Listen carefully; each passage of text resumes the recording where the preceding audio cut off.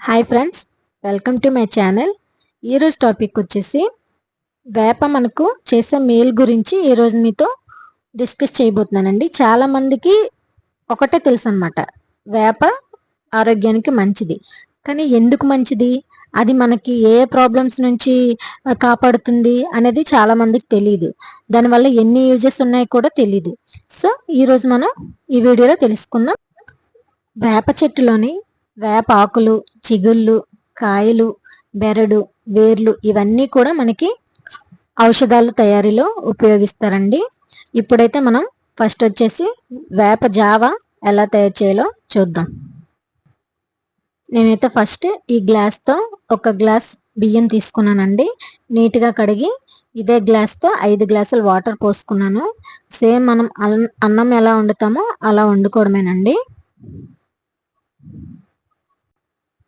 తర్వాత కొద్దిగా ఒక నిమ్మకాయ సైజ్ అంత చింతపండుని నానబెట్టుకోవాలండి. నానబెట్టుకున్న తర్వాత చూడండి, ఇప్పుడు ఇలా ఉడుకుతుందన్నమాట.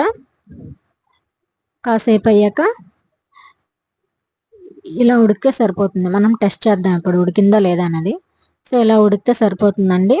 అప్పుడు అందులోకి చింతపండు రసం వేసుకుందాము. వేసుకొని కలుపుకున్నాక కొద్దిగా వేపపొడి వేసుకున్నానండి. మరీ ఎక్కువగా వేసుకుంటే చేదు ఉంటుందన్నమాట. అంత చేదుగా ఉంటే మీకు ఇంకా చేదు కావాలనుకుంటే వేసుకోవచ్చండి. సో మాకైతే సరిపోతుంది ఇంత. బాగా కలుపుకున్నాక ఇందులోకి కొద్దిగా కారం వేసుకున్నానండి. మళ్ళీ కలుపుకున్నాక కొద్దిగా టేస్ట్కి తగినంత సాల్ట్ అండి. కారం కూడా మీ టేస్ట్కి తగ్గట్టుగా వేసుకోవాలి. ఇప్పుడు ఉడికిపోయిన తర్వాత తాలింపు పెట్టుకోవాలండి. 2 స్పూన్స్ ఆయిల్ వేసుకొని ఆయిల్ హీట్ ఎక్కాక అందులో ఆవాలు వేసుకోవాలండి. నెక్స్ట్ జీలకర్ర వేసుకోవాలండి. తర్వాత కొద్దిగా శనగపప్పు, కొద్దిగా మినప్పప్పు వేసుకోవాలండి. వేసుకున్న తర్వాత కరివేపాకు, వెల్లుల్లి రెబ్బలు, ఎండుమిర్చి కూడా వేసుకోవాలండి.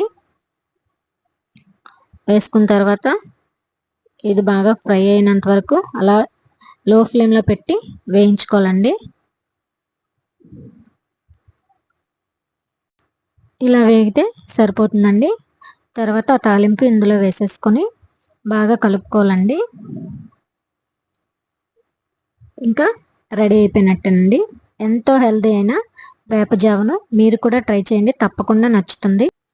ఇదైతే ఎర్లీ మార్నింగ్ తింటే మంచిదండి. ఇప్పుడైతే మనం వేప వల్ల మనకు కలిగే యూజెస్ తెలుసుకుందామండి. వేపాకులను నిత్యం మనం ఉపయోగించడం వల్ల ఆరోగ్యంతో పాటు చర్మ, కేశ సౌందర్యం కూడా పెరుగుతుందండి.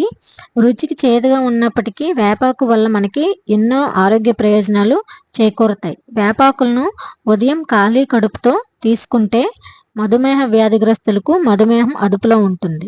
ఇంకా కడుపులో అల్సర్లను, గ్యాస్ సమస్యలను, కంటి రుగ్మతలను, గుండె మరియు రక్తనాళాల సమస్యలను ఇట్టే తగ్గిస్తుంది.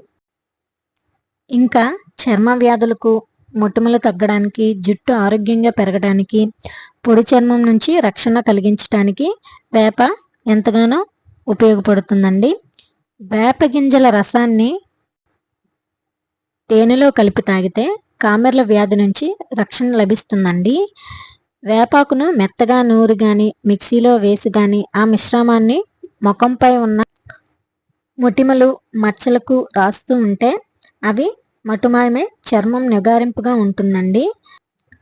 వేపాకు కషాయాన్ని సేవించటం వల్ల మూత్రపిండాలకు సంబంధించిన జబ్బులు నయమవుతాయండి.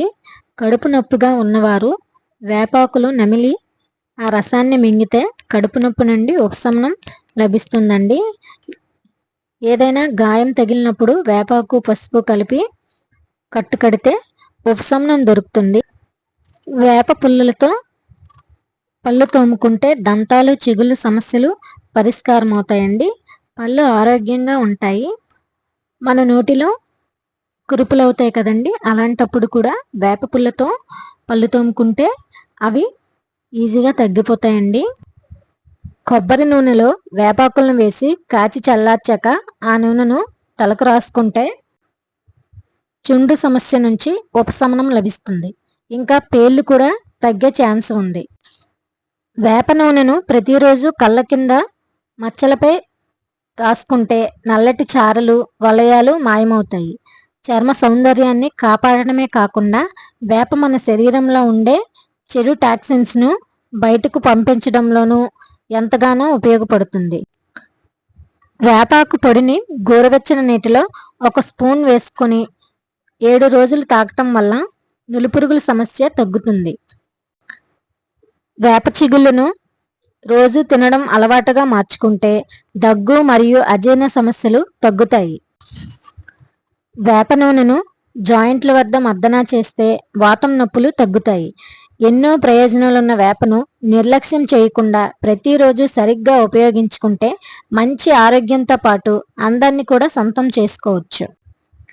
ఇలాంటి మరిన్ని హెల్త్ వీడియోస్ కోసం నా ఛానల్ని లైక్ చేయండి, కామెంట్ చేయండి, షేర్ చేయండి, సబ్స్క్రైబ్ కూడా చేసుకోండి.